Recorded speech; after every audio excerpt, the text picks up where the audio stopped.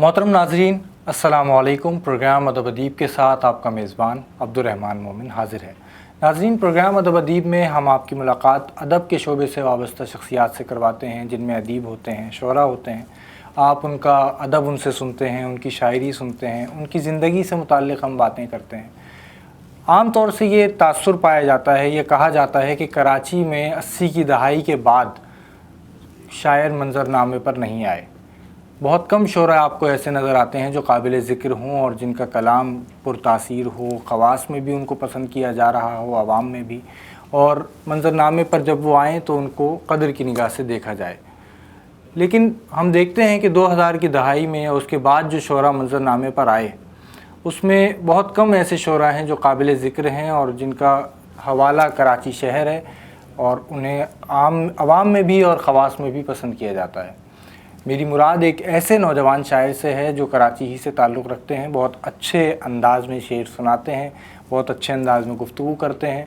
तकरीबन इनको 2 दहाइयों का अरसा हो चुका है शेर कहते हुए, और आप इनको जानते भी होंगे। बहुत अच्छे अंदाज़ में आपको मुशायरों में शेर सुनाते हुए नज़र आते हैं। मेरी मुराद है मोहतरम नईम समीर साहब से। हम उन्हें अपने प्रोग्राम में खुशामदीद कहते हैं। अस्सलाम वालेकुम। वालेकुम अस्सलाम। मोमिन, मैं बहुत मुतशक्किर हूँ आपका कि आपने मुझे अपना प्लेटफॉर्म अता किया ताकि मेरी आवाज़ दुनिया भर में जा सके। आपका शुक्रिया कि आप तशरीफ़ लाए, और आपकी आवाज़ ऐसी है कि उसे जाना चाहिए, लोगों तक पहुंचना चाहिए। हम गुफ्तगू का आगाज़ करते हैं बचपन के ज़माने से कि बचपन कैसा गुज़रा, बचपन में क्या आपके रुझानात थे, क्या आपके उस वक्त के ख़यालात थे, बचपन में क्या उसी वक्त से आप शेर व शायरी की तरफ, अदब की तरफ आ गए थे, या ये सिलसिला बाद में शुरू हुआ? कुछ अपने बचपन के बारे में बताएं। मोमिन, जहाँ तक बचपन का सवाल है तो मेरे बचपन में, मतलब अगर मैं अपना बैकग्राउंड देखता हूँ, ख़ानदान की तरफ देखता हूँ, तो कोई भी शायर मुझे नहीं मिलता, ना ननियाल से ना ददियाल से कोई शायरी का हवाला नहीं है, कोई ऐसा अदबी हवाला नहीं है। लेकिन जो भी पॉसिबिलिटीज़ होती थी मैं कर लेता था, क्योंकि एजुकेशन के हवाले से मैथमेटिक्स से जो मैं भागता रहा, वो यूसुफ़ी साहब ने कहा है कि मैथमेटिक्स में कमज़ोर होना आपके मुसलमान होने की आसमानी दलील है। तो खैर, तो ये हवाला एक चीज़ मुझे अच्छी मैसर आई कि मेरे दादा जो हैं वो एक अंजुमन चलाते थे, अंजुमन सैफुल्लाह। तो उस अंजुमन के तहत कुछ तहज़ीब व तमद्दुन के दायरे वहाँ पर बने, कुछ अशकाल बनी, कुछ वैसी चीज़ें हुई, हमने बहुत कुछ सीखा वहाँ से। एक मुश्किल ये थी कि मैं बिल्कुल एक कॉर्नर पे किमाड़ी मनोड़ा की तरफ, तो मैं यहाँ पर था और मैं मेन स्ट्रीम जो शहर की थी उसमें मेरी अवेलेबिलिटी नहीं हो पा रही थी। तो इसमें बहरहाल लियाकत अली आसिम साहब बिल्कुल मनोड़ा के ही रहायशी थे। जब मेरी पैदाइश हुई तो वो वहाँ से जा चुके थे। मैं शायद 2 बरस का था कि वो चले गए, या 1 बरस का था। तो लेकिन वो जब कभी वहाँ आए और मुझे पता चला तो उनसे कभी साल बाद, 1.5 साल बाद मुलाकात हो जाती, तो मजबूरन मुझे जो है किताबों का ही सहारा लेना पड़ा, और जिसमें ख़ास तौर पर अहमद फराज साहब, मोहसिन नकवी साहब, इनका ट्रीटमेंट मुझे जो अल्फाज का था वो मुझे किसी बहर की तरफ रुजू कर गया, और वो एक मतलब रिदम सी बनती गई। तो किताबों तक आप कैसे पहुँचे?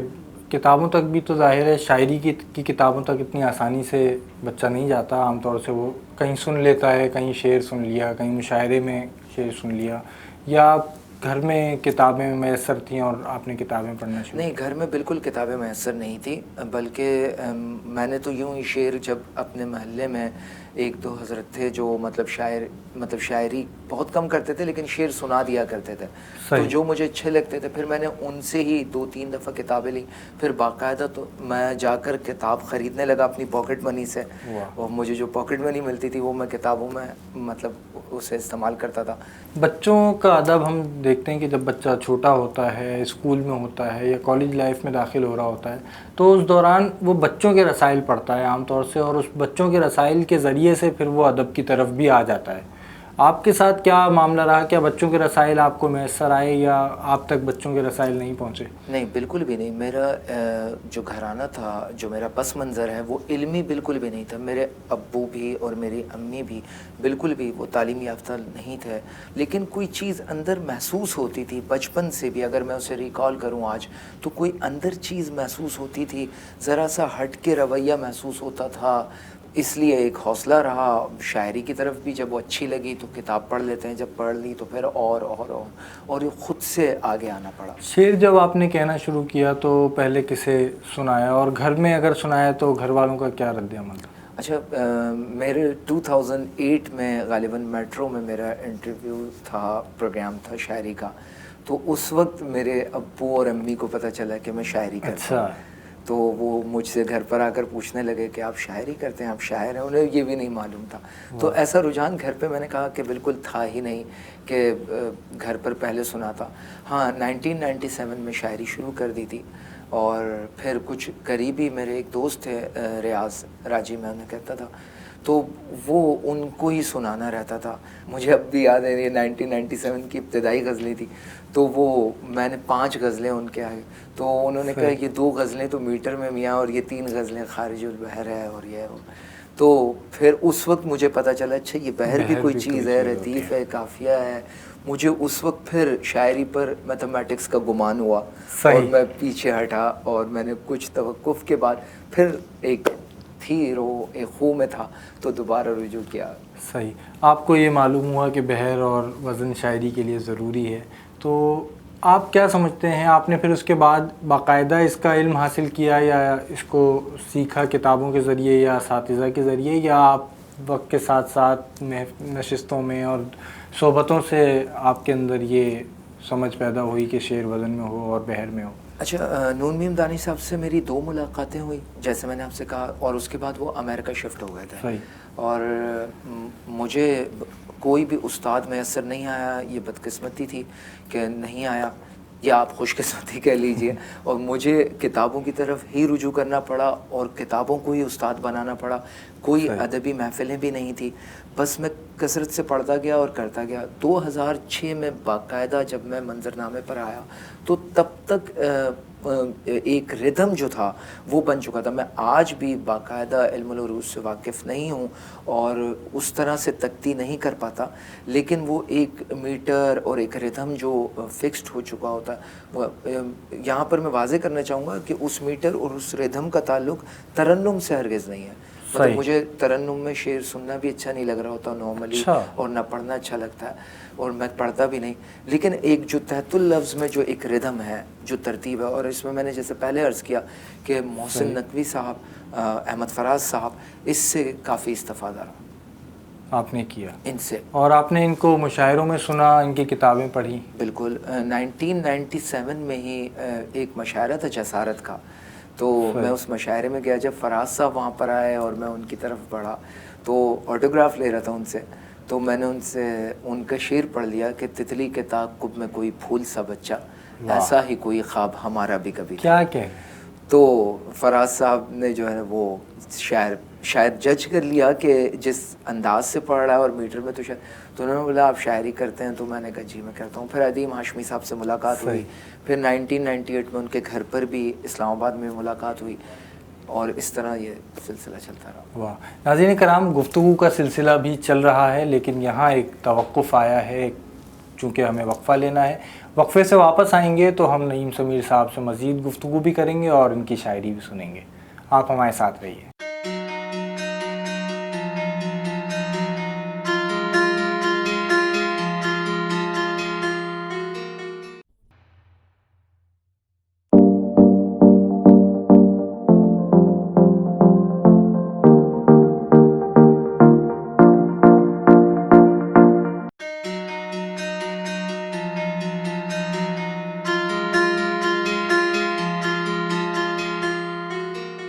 محترم ناظرین, پروگرام ادب ادیب میں وقفے کے بعد خوش آمدید.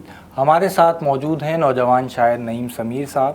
2006 میں آپ نے بتایا کہ منظرنامے پر آئے, تو وہ منظرنامے پر آنا کس طرح ہوا, اور کن بیٹھکوں میں, کن نشستوں میں آپ نے شرکت کی, اس کے بعد پھر کیسا آپ نے شعری منظرنامے کو پایا؟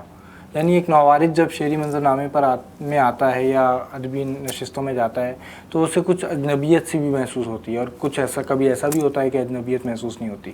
آپ کے ساتھ کیا معاملہ رہا؟ اچھا, ہوا یوں کہ میرے لیاقت علی عاصم صاحب سے تقریباً سال بعد 1.5 سال بعد کوئی ملاقات ضرور رہی ہے, 1997 سے 2006 تک. صحیح. تو ایک دفعہ میں جب ان کے پاس گیا تو انہوں نے مجھ سے کہا کہ آپ جو ہے وہ محفلسخن.com کے نام سے ایک ویب سائٹ تھی جو غالباً شعیب تنویر صاحب چلا رہے تھے کینیڈا سے، تو وہاں پر اچھا رسپانس آیا. عزم بہزاد صاحب نے بہت اچھا رسپانس دیا، خاص طور پر بہت رہنمائی کی، انہوں نے رابطہ کیا. پھر میں عزم بہزاد صاحب سے ملتا رہا. عزم بہزاد صاحب بہت جلد 2012 میں ہی تقریباً وہ ان کا انتقال ہو گیا تھا، تو اس کے بعد ان سے نہیں، لیکن سرور جاوید صاحب سے بہت عرصہ ابھی یعنی کہ پچھلی منتھ میں ان کے انتقال ہوا تھا. تو یہ منظر نامے پر بہت خوشگوار وہ تھا، واقعہ تھا کہ ہم پھر وہاں پر آئے اور ادبی فضا بہت اچھی تھی. صحیح، کچھ اشعار، کچھ کلام ہمارے ناظرین کو سنائیں. جو کچھ دیکھا اور سمجھا ہے نظر لوح و قلم کرتا ہوں. واہ. جو کچھ دیکھا اور سمجھا ہے نظر لوح و قلم کرتا ہوں، یعنی چشم حیرت پر میں سچے خواب رقم کرتا ہوں. واہ، کیا کہنے، کیا کہنے. پہلے میری دانائی پر کوئی وحشت چھا جاتی ہے. واہ.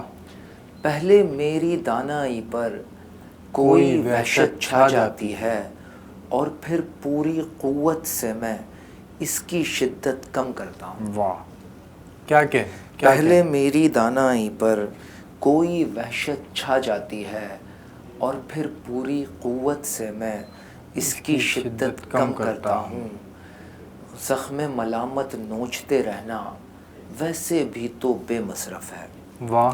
زخم ملامت نوچتے رہنا ویسے بھی تو بے مصرف ہے. جتنا ہو سکتا ہے مجھ سے بس اتنا ہی غم کرتا ہوں. کیا کہنے، کیا کہنے. زخم ملامت نوچتے رہنا ویسے بھی تو بے مصرف ہے. واہ. جتنا ہو سکتا ہے مجھ سے بس اتنا ہی غم کرتا ہوں. دل اور دنیا ایک جگہ پر یکساں روشن کب ہوتے ہیں. واہ. دل اور دنیا ایک جگہ پر یکساں روشن کب ہوتے ہیں. ایک چراغ کی لو بھڑکا کر ایک دیا مدھم کرتا ہوں. کیا کہنے. واہ واہ واہ واہ. دل اور دنیا ایک جگہ پر یکساں روشن کب ہوتے ہیں. ایک چراغ کی لو بھڑکا کر ایک دیا مدھم کرتا ہوں. واہ. ورنہ سمیر سناٹے میں کوئی کیسے رہ سکتا ہے. واہ. جس حد تک ممکن ہو مجھ سے آوازیں پہم کرتا ہوں. کیا کہنے. واہ واہ واہ واہ. کیا کہنے. بہت خوب. ہم نے آپ سے غزلیں تو بہت سنی مشاعروں میں بھی، کیا آپ نے نظم بھی کہی؟ جی بالکل، میں اور نظم بھی کہتا ہوں. نظم اور غزل میں آپ نے کیا فرق پایا اور اظہار کے لیے کسے موزوں سمجھا یا اچھی صنف سمجھا؟ بنیادی طور پہ مومن، آپ خود بھی شاعر ہیں، آپ بھی جانتے ہیں غزل ہماری ایک عظیم روایت ہے جو چلی آ رہی ہے اور فارسی سے ہی چلی آ رہی ہے. لیکن جو نظم کا پہلو جو میں نے اس فرق کو محسوس کیا ہے کہ جب آپ ایک ہی بات کو ڈفرینٹ شیڈز سے بیان کرنا چاہتے ہیں، اس مضمون کا پورا احاطہ کرنا چاہتے ہیں، تو نظم بہت اچھا پیمانہ ہے. تو یہ بات ہے. تو آپ گویا 2 سطروں میں آپ وہ کوزے میں سمندر کو قید کرنے والی بات ہے کہ آپ نے 2 سطروں میں ایسی بات کرنی ہے جو ایک بہت بڑا مضمون ہو. لیکن اگر آپ نے اسی بات کو کھول کر ڈفرینٹ شیڈز میں اگر آپ نے بیان کرنی ہے تو نظم بہت اچھا پیمانہ ہے. 80 کی دہائی میں ہم نے دیکھا کہ یہی جو آپ بات کر رہے ہیں کہ اگر بات کرنی ہے، اس کو بیان کرنا ہے، تو غزل آپ کے لیے محدود ہو جاتی ہے اور اس میں بات کرنا مشکل ہو جاتا ہے. تو نظم پر بھی بات ہوئی. پھر 80 کی دہائی میں ہم نے دیکھا کہ کہا گیا نظم جو پابند ہوتی ہے یا اس کے علاوہ جو آزاد نظم ہے اس میں بھی کچھ نہ کچھ قید ہے. کہیں قافیہ ردیف کی قید ہے تو کہیں آپ کی وزن کی اور بحر کی قید ہے. اب نثری نظم کی طرف آ گئے شعراء اور کہا کہ ایسی نظم یا ایسی صنف میں بات کی جائے جس میں کوئی بھی قید نہ ہو. ان کا یہ خیال ہم نے سنا یا سمجھا. تو اس کے بعد آپ کی جو اب نسل آئی ہے، ہم نے دیکھا کہ 2010 کے بعد بھی یہ احساس لوگوں میں پایا جا رہا ہے کہ غزل میں بھی بات نہیں ہو پا رہی اور آزاد نظم یا نثری نظم میں بھی بات نہیں ہو پا رہی. اور کچھ ایسے بھی ہمارے دوست شعراء ہیں جو نئی اصناف متعارف کروا رہے ہیں اور وہ بھی کچھ نثری نظم سے ملتی جلتی اصناف ہیں. تو آپ ان اصناف کو کس نظر سے دیکھتے ہیں جو اردو شاعری میں ابھی 2-4 دہائیوں میں آئی؟ اچھا دیکھیں، پہلے تو آپ نے 80 کی دہائی سے بات کی اور نظم کی بات کی، تو میں تو یوں دیکھتا ہوں کہ اگر آپ اٹھا لیجئے جن کو ہم بہت بڑے شعراء میں کاؤنٹ کرتے ہیں، تو آپ مجھے بتائیے کہ 1950 سے آپ کے پاس اگر آپ لیتے ہیں تو غزل کے مطلب جو بڑے شعراء میں اگر آپ لاتے ہیں تو وہ نام کہاں آتے ہیں اور کتنے آتے ہیں؟ آپ دیکھ لیجئے، اقبال سے شروع ہو جائیے نظم، آپ فیض احمد فیض صاحب کو لے لیجئے نظم، مجید امجد صاحب کو لے لیجئے نظم، میرا جی کو لے لیجئے نظم، آپ ایسے جتنے، جوش صاحب کو لے لیجئے نظم. اب جو مطلب جتنے آپ بڑے شعراء کا تذکرہ کریں گے تو ان کا مطلب میدان جو رہا وہ نظم رہا. جہاں تک نثری نظم کا معاملہ ہے، نثری نظم میں آپ سے، یہ میری رائے ہے، میں یہ آپ سے کہوں گا کہ آپ مجھے بتائیے کہ نثری نظم، آپ نے کوئی نثری نظم ایسی کہ آپ کو لگ رہا ہو کہ یہ میٹر میں بات نہیں ہو سکتی تھی؟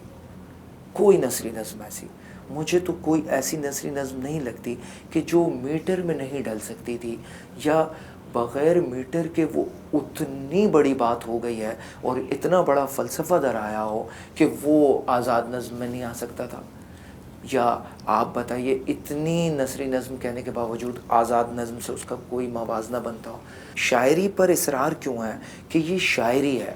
کہنے کا مقصد یہ، دو متضاد چیزیں ہیں، یا شعر ہے یا نثر ہے، یہ دو متضاد ہے، ٹھیک ہے؟ یا تو یہ شعری ہوگا یا تو یہ نثری ہوگا، یہ دو متضاد پہلو. اب آپ دو متضاد کو کہ نثری ہے اور شاعری ہے، آپ یہ کہنا چاہ رہے ہیں یہ نثر ہے اور یہ شاعر ہے، آپ کہنا چاہ رہے ہیں یہ سیاہ ہے اور یہی سفید ہے. مطلب ایک چیز ہم کہتے ہیں کہ یہ آپ کا مضمون ہے اور یہ نظمیہ مضمون ہے، آپ نے منظوم کیا ہوا ہے، صحیح، ٹھیک ہے، یہ شاعری کے سٹائل میں ہے، شاعری کے پیمانے میں ہے، اور وہ لیکن جب شاعری میں نہیں ہوگا تو ہم کہیں گے نثری ہے.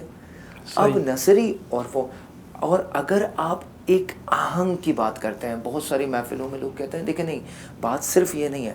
اچھا شاعری بھی یہ نہیں ہے کہ ٹھیک ہے صرف میٹر کا نام شاعری ہو، جو چیز میٹر میں ہو، ٹھیک ہے ایک آہنگ تو ہے، لیکن اس کی بنیادی شرط اگر بات شاعری کی ہے اور آپ کی روایت کی، فارسی یا اردو کی روایت کی ہے یا عربی روایت کی ہے، تو وہ اس کی مطلب اس کی بنیادی شرط تو یہ ہے کہ وہ میٹر میں ہو، کہ وہ ایک میٹر ہو. اس کا مطلب تکتی بھی خیر بعد میں آئی اور وہ ہم نے شاعری سے اس کی تکتی بنائی اس کو بالکل، لیکن اس کی بنیادی شرط میں وہ اس کا آہنگ وہ شامل ہے. دو متضاد چیزیں مجھے اچھی لگتی. میں نے کہا آپ اسے نسمیہ کہہ لیں، صحیح، آپ اسے نظم کہہ لیں، صحیح، نثر سے نظم کہہ لیں، آپ کوئی بھی نام رکھ لیں اور اچھی بھی ہے. آپ کہیں جیسے افسانے ہیں جیسے وہ، اور بعض اوقات آپ دیکھتے ہیں کہ نثر شاعری سے آگے بھی ہوتی ہے. کچھ آپ کو افسانے اتنے اچھے لگتے ہیں کہ وہ اس کے سامنے کئی ایسی شاعری ہوگی جو آپ پسند نہیں کریں گے. صحیح. تو یہ اصرار نہیں ہونا چاہیے کہ یہ شاعری ہے. بالکل، کہ ٹھیک ہے ایک اچھی صنف ہے، ایک اچھے خیال آ رہے ہیں اور آپ اسے لے کے چلیے. صحیح. نثری نظم پر تو بات ہو رہی ہے اور بحث ہوتی رہے گی، لیکن ابھی ہمیں لینا ہے ایک وقفہ. ہم وقفے سے واپس آئیں گے تو نثری نظم پر نہیں بلکہ نثر پر بات کریں گے. آپ ہمارے ساتھ رہیے.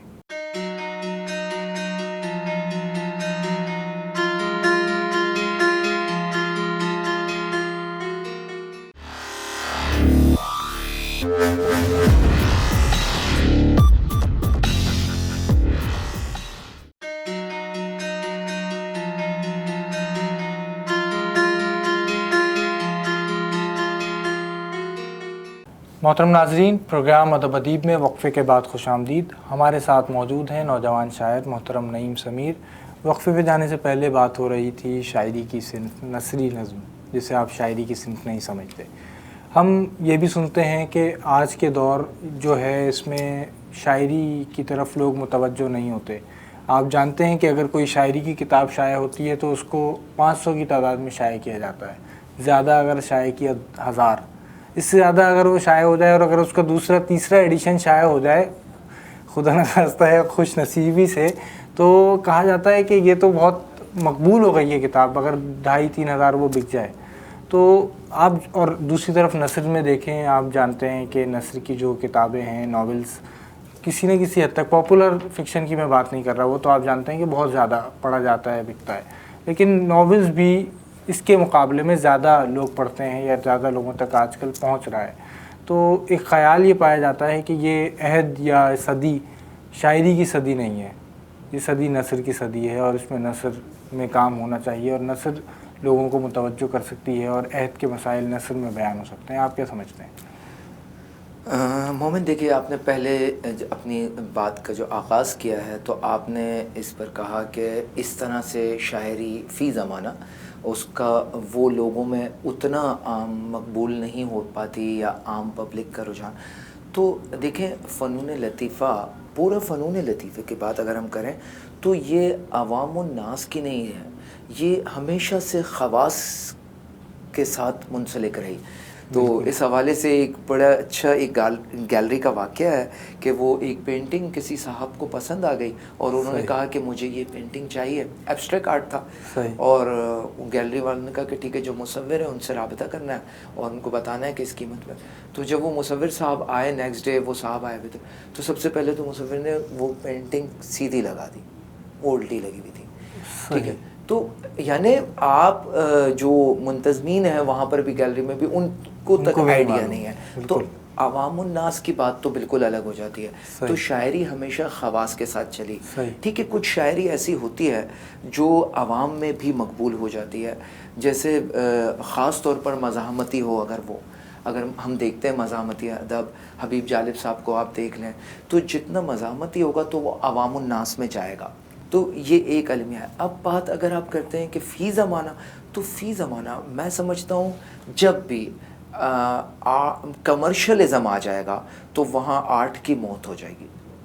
آپ دیکھتے ہیں جب کمرشلزم، کسی بھی چیز میں جب کمرشلزم آ جاتا ہے تو وہاں پر آرٹ ختم ہو جاتا ہے اور معدوم ہو جاتا ہے. آپ دیکھیے کہ مطلب کب آرٹ کو فروغ ملا، جب کمرشلزم نہیں تھا. آپ 50s سے آئیں، 60s میں آئیں، 70s میں آئیں، 80s میں دیکھیں آپ کمرشلزم بوسٹ کرتا گیا، وہاں سے آرٹ کا آپ زوال دیکھتے ہیں. اب آپ مجھے بتائیے، آپ کہاں لاسٹ بڑے غلام علی، چھوٹے غلام علی، یا غلام علی یا مہدی حسن صاحب، اس کے بعد آپ آج مہدی حسن صاحب کے لیول پہ کس کو دیکھ رہے ہیں؟ عشر اشیر بھی نہیں. تو اس میں میں دیکھتا ہوں کہ ابھی معذرت کے ساتھ آپ کی بات کٹ رہی ہے، تو اس عہد میں ہمیں کوئی بڑا شاعر نہیں مل رہا. جو عہد ہم دیکھ رہے ہیں گزر رہا ہے، یہ بھی کئی دہائیوں پر محیط ہے، اور مغرب میں بھی اگر دیکھیں تو وہاں سے بھی شاعری ہمارے سامنے نہیں آ رہی جس طرح نثر یا ناولز سامنے آ رہے ہیں. اس کو آپ کس طرح سے دیکھیں، آپ کی پہلی بات کہ اس عہد میں اتنا بڑا نام، تو ہمیشہ اگر پہلے بھی ہمیں دیکھنا چاہیے کہ ہر بڑے نام کے بھی درمیان جو فاصلہ ہے، آپ اس فاصلے کو بھی دیکھیے کہ کم سے کم 50-60 سال کا فاصلہ ہے. اس وقت بھی جو بڑے نام آتے رہے، آپ ارسطو سے اٹھا لیجئے، لوگوں کے درمیان دیکھیں، یونانی فلسفے کو اٹھائیں، ایرسٹوٹل کو دیکھیں، اور ان کے بعد کے معاملات کو دیکھیں تو وہ آپ کو فاصلہ ملتا ہے. ہیگل کو دیکھیں، پھر اس کے بعد آپ کارل مارکس پہ ہیں، آپ کو اتنا فاصلہ ملتا ہے. آج کے رائٹر کو چاہیے کہ وہ جدید تقاضوں سے کس حد تک آپ اپنے ادب کو ہم آہنگ کر سکتا ہے. ٹھیک ہے، یہ بڑا مشکل مرحلہ ہوتا ہے کہ آپ جدید تقاضوں سے کیسے ہم آہنگ کریں گے. لیکن آج کے نوجوان کے جو مسائل ہیں، اس کی جو سوچ ہے، آپ نے اس سے ہم آہنگ بھی ہونا ہے. اور یہی نہیں، یہاں پر بہت زیادہ مشکل مرحلہ یوں ہے کہ آپ نے صرف اس سے ہم آہنگ نہیں ہونا، بلکہ آپ نے اس کی سطح کو بھی بلند کرنا ہے. آپ نہیں چھوڑ سکتے کہ ایک عام عوام الناس کے حوالے سے آج کے نوجوان اگر ان کی سطح نیچے ہے تو شاعر کا کام، ادیب کا کام، فلسفی کا کام ان کی سطح کو بلند کرنا بھی ہے. تو کس طرح آپ اسے اوپر لاتے ہیں اور کس طرح ان کے مسائل سے ہم آہنگ ہوتے ہیں. تو بہرحال یہ ایک فکری لمحہ ہے، اور آپ مطلب آپ کا انوالومنٹ آپ کی ویسے بے خودی کے عالم میں نہیں ہو سکتی. تو اس لیے یہ ایک مشکل مرحلہ ہے. جہاں تک بات شاعری کی ہے تو میں ہمیشہ ہی کہتا ہوں، حالانکہ میں ایک شاعر ہوں، لیکن فروغ نثر کا ہی زیادہ ہوگا. شاعری میں ہمارا المیہ یہ ہے کہ ہماری علامتیں پرانی ہیں، ہماری تشبیہات پرانی ہیں، ہم انہی تشبیہات کو لے کر بات کرنا چاہ رہے ہیں. اچھا، ہم سمجھتے ہیں اس کی جدت یہ ہے کہ میں آج نئی چیزیں، یعنی میں موبائل کا تذکرہ کر لوں یا میں کیمرے کا تذکرہ کر لوں تو یہ ایک جدید شاعری ہوگی. صحیح. ٹھیک ہے آپ موبائل کا تذکرہ کریں, کیمرے کا تذکرہ کریں, لیکن یہ سوچ کے آپ یہ تذکرہ کریں اور یہ جدید ہے, تو یعنی آپ کے خیال کو جدید کرنا ہوگا. مطلب ادریس بابر کا مجھے ایک دوست نے, میں اسلام آباد میں تھا تو ایک دوست نے شعر سنایا کہ اس کی تصویر لے نہیں سکتا, ہر طرف کیمرے لگے ہوئے ہیں. تو کہ وہ ہڈن کیمرے کے حوالے سے. صحیح. تو میں نے ان سے کہا کہ دیکھیں, وہ اس کو جدت کہہ رہے تھے, تو میں نے ان سے کہا کہ دیکھیں ٹھیک ہے کیمرہ, میرا انکار نہیں ہے, مجھے کوئی اعتراض نہیں ہے کیمرے سے, لیکن بات یہ ہے کہ آپ خیال میں جدت پیدا کریں. میں نے لیاقت علی عاصم صاحب کا شعر انہیں سنایا کہ تیرگی میں بھی بے لباس نہ ہو, تیسری آنکھ کا زمانہ ہے. یہی بات دیکھیں, اور کتنی خوبصورت, تیسری آنکھ کا زمانہ ہے, اور تیرگی میں بھی بے لباس نہ ہو, تیسری آنکھ کا زمانہ ہے. آپ تو یہ قحط الرجال کا تذکرہ کر رہے ہیں, جو لوگ رونا روتے ہیں آج, اور اس سے کچھ انکار بھی نہیں کیا جا سکتا, اور لیکن ہمیں گفتگو عوام سے ہے. آپ کہہ رہے ہیں کہ آرٹ بالکل عوام سے اس کا تعلق نہیں ہوتا, لیکن ہمیں اس کا تعلق عوام سے پیدا کرنا ہے, ان سے اس کا تعلق جوڑنا ہے. تو عوام سے ظاہر ہے بات کرنی ہے, تو میں چاہتا ہوں کچھ آپ کی شاعری سنیں, پھر اس کے بعد ہم اچھا عوام سے ہی میں کہہ رہا ہوں کہ ہمیں ان کے مسائل تک جا کر اور ان کی سطح کو بلند کرنا ہوگا. شاعری کے حوالے سے ایک, اور ظاہر ہے جب وہ شاعری کی طرف آ جاتے ہیں, شاعری ہمارے بزرگ ہیں وہ جیسے جب عام آدمی شاعری سمجھنے لگے گا یا شاعری کی طرف آ جائے گا تو وہ خاص ہو جائے گا, تو وہ بھی خواص ہو جائے گا. اچھا میں ایک بات یہاں پر وہ کروں کہ دیکھیں انسٹیٹیوشن سے ادب آتا ہے, فنون لطیفہ آتا ہے. ہمارے یہاں پر بدقسمتی سے 80 کی دہائی میں جو ظلم رہا کہ ہمارے حالات ایسے پیدا ہو گئے کراچی کے خاص طور پر کہ ہم کالج لیول پر, یونیورسٹی کی سطح پر, اسکولز پر ادب کو فروغ ہی نہیں ملا. ہمارے پاس علمی سطح پر, درسگاہوں کی سطح پر وہ تربیت ہی نہیں ہوئی. 80s کے زمانے سے جو ظلم اور جبر یہاں پر رہا اور جو حالات رہے, تو وہ ادبی فضا نہیں ہوئی, علمی فضا نہیں ہوئی. تو یہ بھی ایک المیہ ہے. کچھ اشعار سنائیں. میں نظم, آپ نے نظم کا تذکرہ کیا تھا تو میں نظم. وہ سمجھتی ہے بدصورتی کا کلنگ, زیست کی کوکھ میں پلنے والے ہر ایک رنج سے مختلف اور کڑا کرب ہے. واہ. وہ سمجھتی ہے بدصورتی کا کلنگ, زیست کی کوکھ میں پلنے والے ہر ایک رنج سے مختلف اور کڑا کرب ہے. یہ وہ دکھ ہے جسے زندگی نے بڑی بے دلی سے جنا. اس تسلسل میں وہ آئینے کے کسی کینوس پر یوں ہی اپنی تصویر کو گھورتی ہے تو یہ سوچتی ہے کہ اس کے مصور نے اس پر ستم ڈھائے, اس کے بیکار سے خال و خط کے لیے چند موہوم سے حاشیے کھینچ کر دائرے میں حقارت کو رقصاں کیا اور رنگوں سے یکسر کا نعرہ کیا. رنگ ہی زیست ہے, رنگ ہی نور ہے, رنگ ہی سے تو ہر خواب معمور ہے. واہ. پر وہ نادان و کم سن نہیں جانتی, پر وہ نادان و کم سن نہیں جانتی ایک خالق کے نزدیک تخلیق کی وسعتیں اور ہیں. اپنے وجدان کو جس پہ رکھتا ہے اس جاویدہ چاک کی صورتیں اور ہیں. وہ نہیں جانتی جس تخیل میں اس کا مصور دمکتا رہا روز و شب, اس ہنسی خواب کی وحشتیں اور ہیں. اس نے موہوم سے حاشیے کھینچ کر جس بصیرت کی جانب اشارہ کیا وہ فقط دیکھنے سے عبارت نہیں. دائرہ حسن کا ایسا پھیلاؤ ہے جس کے ہر سمت میں زیست کے عکس ہیں. رنگ جو روشنی کی ضمانت بھی ہے, رنگ جو زندگی کی علامت بھی ہیں, دیکھنے والے کی آنکھ میں بھر دیے. کیا کہنے, بہت خوب. واہ واہ واہ واہ. آخر میں بس کتاب کے حوالے سے بتائیے کہ کتاب آپ کی کب شائع بالکل زیر طبع ہے, اور ممکن ہے کہ اس سال کے اختتام پر یا پھر اگلے سال کے ابتدائی. انشاءاللہ. ضرور. کوئی پیغام اگر دینا چاہیں؟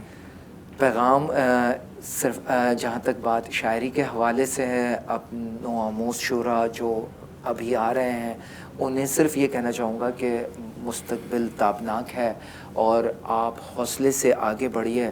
ایک بات ضرور کہ صرف شاعری ہی نہیں پڑھنی بلکہ باقی تمام علوم, فکر, جدید سائنس سب سے آپ نے استفادہ کرنا ہے, کیونکہ ادب کا مضمون اور موضوع غیر ادب سے آپ کے پاس آتا ہے. بہت شکریہ سمیر بھائی کہ آپ تشریف لائے. ناظرین کرام, آپ نے آج ملاقات کی نوجوان شاعر نعیم سمیر صاحب سے. یقیناً آپ کو حال بھی اردو شاعری کا نظر آیا ہوگا اور ان کی شکل میں، ان کے اشعار میں اردو شاعری کا مستقبل بھی آپ نے دیکھا ہوگا۔ آئندہ بھی ہم آپ کو ایسی ہی ادبی شخصیات سے ملواتے رہیں گے، اس امید اور دعا کے ساتھ کہ ادب اور ادیب ترقی کرتے رہیں۔ آپ کا میزبان عبد الرحمن مومن آپ سے اجازت چاہتا ہے۔ اللہ حافظ۔